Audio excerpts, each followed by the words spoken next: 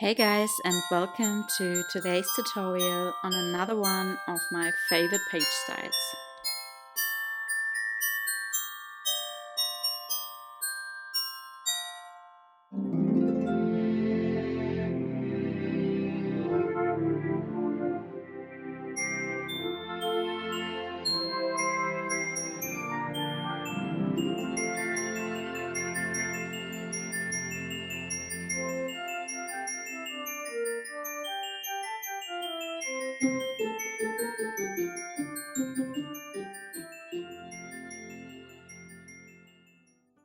Okay, so let's just start with the tutorial for today.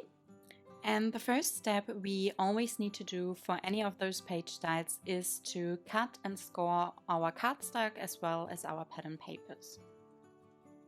And for the measurements, you can refer to the cutting guides and templates which are available in my Etsy store for different album sizes. And when I cut my cardstock and pattern paper, I always like to label all the elements I have cut. So this is just an example on how to use your cutting guides for cutting and scoring your cardstock and pattern papers. And then after scoring, you can go ahead and do the next step. So the next step for this page style is to attach tape right next to the scoring lines.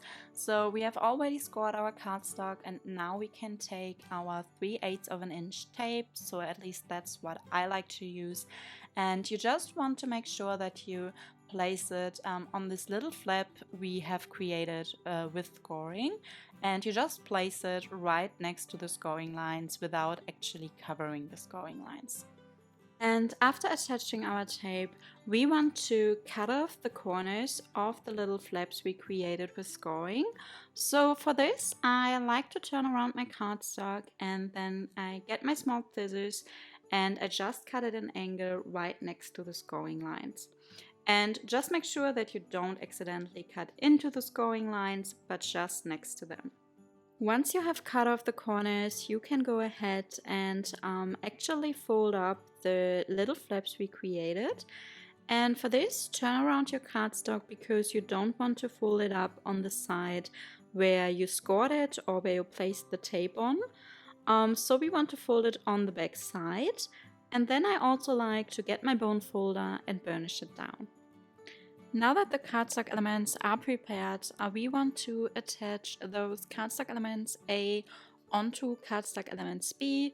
So I grab my first cardstock element A, and then for attaching I like just to remove half of the tape backing from the bottom of the pocket, and then I can use the non-sticky side to align my edge of cardstock element A with the edge of cardstock element B.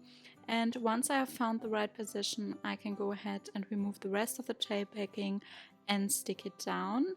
And then you can just flip it to the bottom, and then you can remove the tape backing from the sides of the pocket and also stick it down by using your bone folder to burnish it down.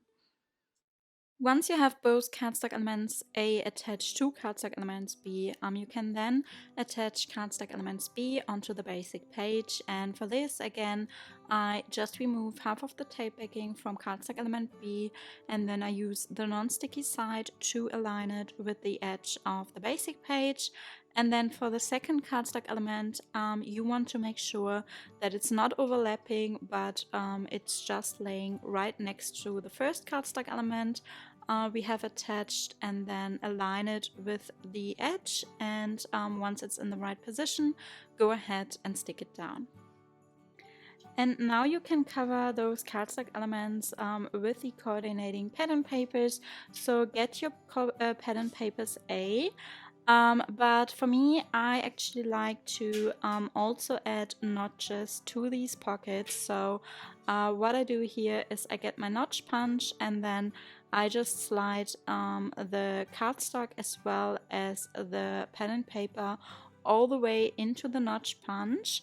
And then, yeah, I just press it down and punch my notch. And as you can see, when you then go ahead and slide your pattern paper to the bottom, you will have a perfect edge around your pattern papers. But this step is of course optional, so if you don't have a notch punch or you simply don't want to add notches to the pockets, you could just skip this step and continue by adding your pattern paper to the cardstock elements. And for attaching pattern paper to cardstock, I always prefer to use wet glue instead of tape, because by using wet glue you are able to still move around your pattern paper and find the correct position. And then we can also attach pattern papers on the inside, so actually the back side of cardstock element B. So just open up your page style and then get your pattern papers A and attach them by using wet glue to the cardstock elements B. And the last pattern paper we need to attach is the pattern paper for the basic page. So again, just use your wet glue and then attach your pattern paper for the basic page onto the basic page. And then for the last step, you would only need to place cardstock element C into the pockets you have created. And yeah, that's it for today's page style. So for this page style, we have created two like narrow pockets in which we placed some journaling mats. So at least I would like to use them for journaling. You could of course also add photos to them. And then you could add photos on the pocket flaps, smaller photos, and then you could of course also add larger photos on the basic page. And for this page style, you could also add 2 magnets or 4 magnets to these pocket flaps, but I actually didn't include that because it's not really necessary. But you will see that I actually placed magnets onto the flaps in my 8x8 inch mini album, but I didn't for the 6x6 inch mini album. So yeah, I really hope that you enjoyed today's tutorial. And if you did so, I would love to get your feedback in the comment box down below. And of course, it would also mean a lot to me if you could give this video a like, a thumbs up, and subscribe to my channel if you haven't already. So I hope that you are having a great day, and I would love to see you in my next video.